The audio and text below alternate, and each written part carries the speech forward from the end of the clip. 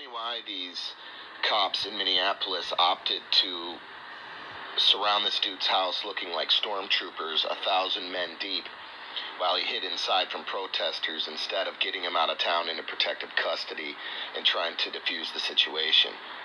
You know what I'm saying? Like, every way that they've handled this so far seems like they're trying to start a problem they can't fix. Even the way they handled the protesters with the tear gas in the beginning, all of it together. I believe there's a very real possibility that there could have been an agent provocateur within the police department that stirred it all up, and they were prepared to protect this dude's home. Like, it takes a lot of coordination to get that many men in one place at one time.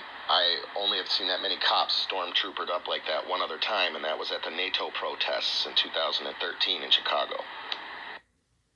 This whole thing seems like it's been organized to trigger the inner city against the police department, but for what reason is anyone's guess. If Black Lives Matter is involved, in the past, funding has come from George Soros affiliated organizations that even provided homes and stuff to the leaders of the Black Lives Matters movement. But this is how you know the deep state's involved and that it's a CIA operation, because of the way it's been orchestrated, the way it's playing out, as if the pieces already existed to put in place, like chess pieces, like the game was already set and they just hit start and then started putting the pieces in place. I'm just concerned as where this goes.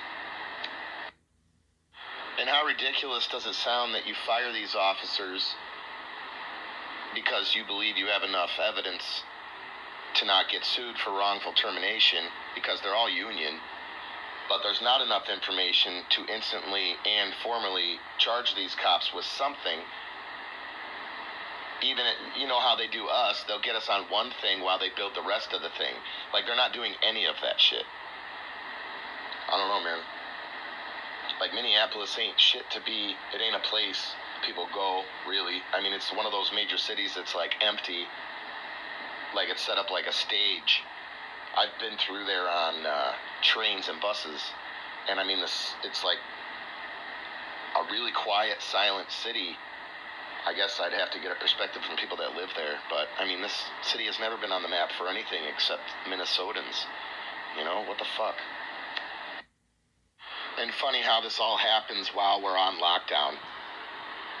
There's just too much going on to just chalk this all up to coincidence. And just like I said last week, or not even last week, earlier this week, that, you know, if this coronavirus smokescreen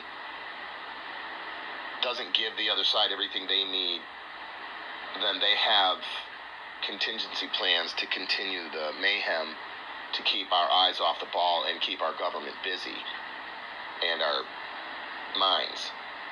There's always a deeper layer to what's going on. I just can't figure out what this distractionary tactic could be covering up and what's really going on in the background.